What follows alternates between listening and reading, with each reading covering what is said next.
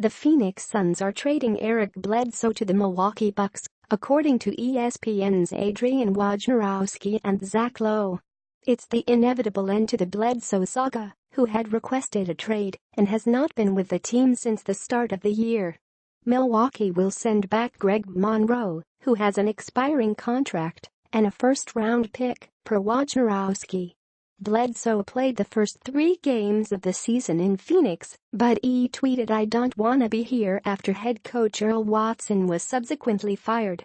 Bledsoe claimed that he was at a hair salon with his wife, and that the tweet was about that, but he had also reportedly requested a trade earlier in the preseason that was not granted. What type of player is Eric Bledsoe now? Bledsoe averaged 20 points and 6 assists each of his last 2 seasons in Phoenix. Both teams were bad, so Bledsoe was mostly producing during meaningless basketball games, especially as each season wore on. But those numbers aren't anything to scoff at. The 28-year-old is a proven playmaker who can get his own shot and decent efficiency.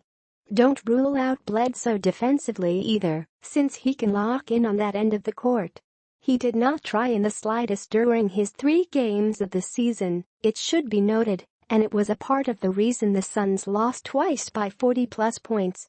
Bledsoe has 2 years left at about $30 million total, and that's a fair price for a high-end playmaking guard who can play on the ball or off it. Why Milwaukee would do this? The Bucks' biggest need right now is depth. They've won just 4 of their 9 games this season despite Giannis Antetokounmpo's MVP-like start, because there are too many negative players in their rotation.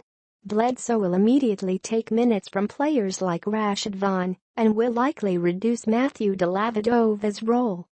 Milwaukee's on-off splits tell this story well. The team is plus 1.7 when Antetokounmpo is on the floor and plus 4.0 with Chris Middleton. Tony Snell and Malcolm Brogdon are both right around even, and John Henson, plus 8.4, lineups perform admirably well. Everyone else is well into the negatives, meaning the Bucks consistently get outscored per 100 possessions anytime they're playing so far this season. It's still early, but these small sample tests check out with other metrics, like the eye test. Jabari Parker will eventually return, but Bledsoe gives head coach Jason Kidd and Milwaukee another reliable piece that can shore up a short rotation. Greg Monroe had only played 5 games, averaging about 15 minutes, so that's our small loss to pay.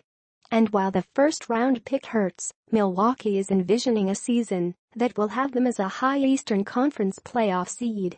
It's why they made this move, and it's why the loss of a pick wouldn't hurt that much. What do Milwaukee fans think? They all appear to be ecstatic. Why Phoenix would do this?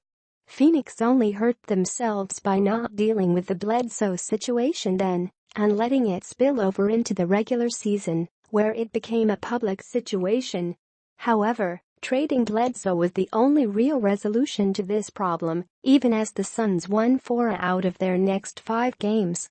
They have now lost 3 in a row, meaning order is slowly being restored to the league. What do Suns fans think about this deal?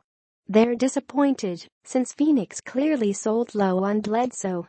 They had to. Bledsoe's trade request and dismissal from the team tanked his value, but those were team-created problems and means that the Suns didn't get the value on him that they would have hoped.